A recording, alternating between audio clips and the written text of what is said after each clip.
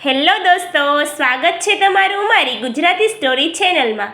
સતી રાણક દેવી, ગિરનારનો ખોળો અને પાટણનું વેર.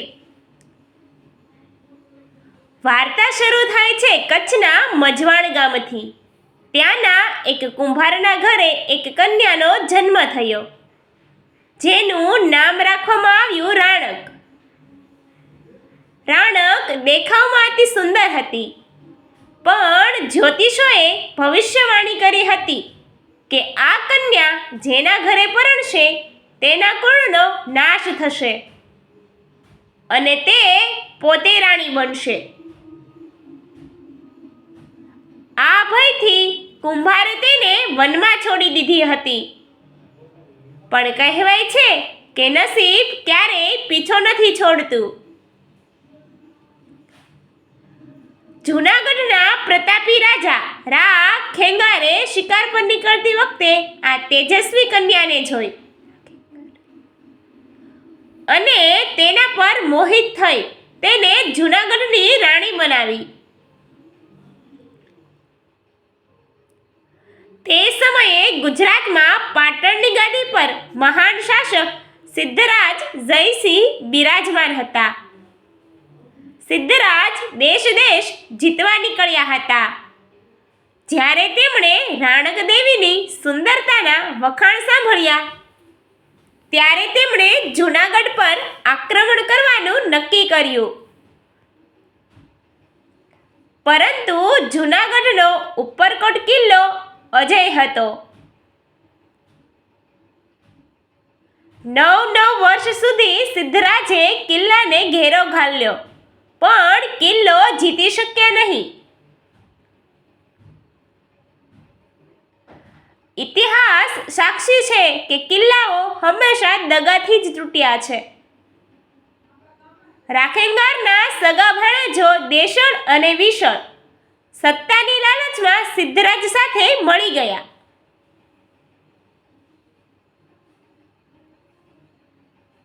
તેમણે કિલ્લાનો ગુપ્ત ચોર દરવાજો ખોલી નાખ્યો. મધરાતે પાટણની સેના જૂનાગઢમાં ઘૂસી ગઈ. ભયંકર યુદ્ધ થયું.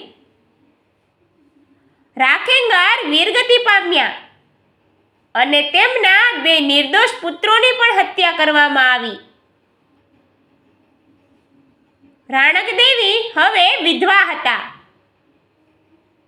પણ તેમનું તેજ ઓછું થયું નહોતું.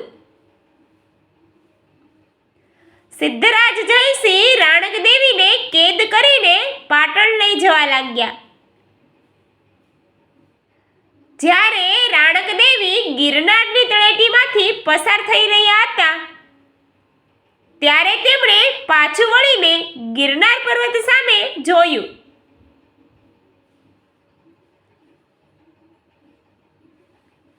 તેમના મુખેથી પ્રસિદ્ધ 16થી ડૂહો સરી પડ્યો. ગોઝારા ગિરનાર વળામણ વેગે ન થયા. મરદરા ખેંગાર તો ખળખળ ખાધતું ખોખરી. અર્થાત એ નગુણો ગિરનાર, તારો રાજા મર્યો ત્યારે તું કેમ ફાટી ન પડ્યો?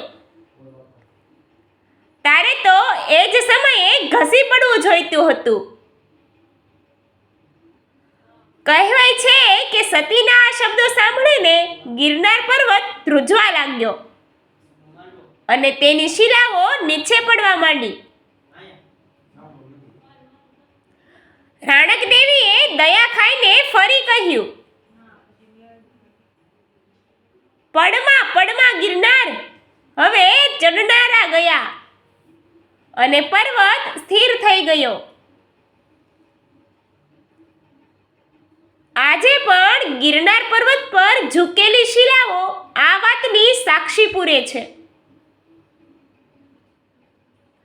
સિદ્ધરાજ જયસિંહ રાણક દેવીને પાટણ લઈ જવા મક્કમ હતા.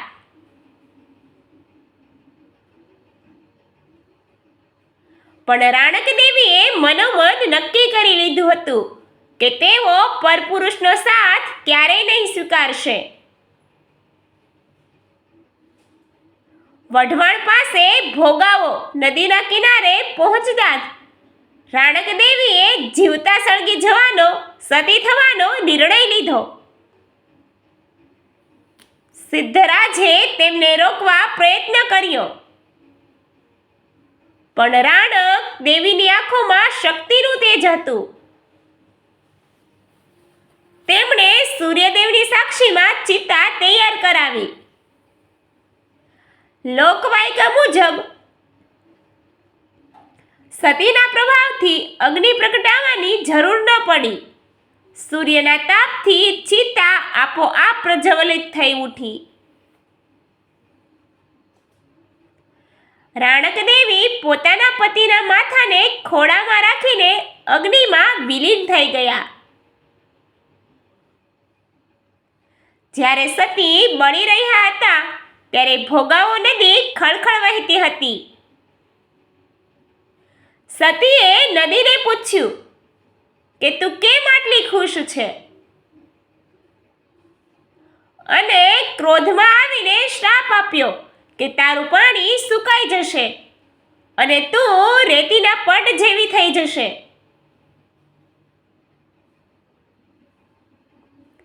આજે પણ ભોગાવો નદીમાં વર્ષના મોટા ભાગના સમયમાં માત્ર રેતી જ જોવા મળે છે. સતી રાણક દેવીની આ વાર્તા માત્ર એક પ્રેમ કથા નથી, પણ તે ગુજરાતની નારીના સ્વાભિમાન અને વફાદારીની પરાકાષ્ઠા છે.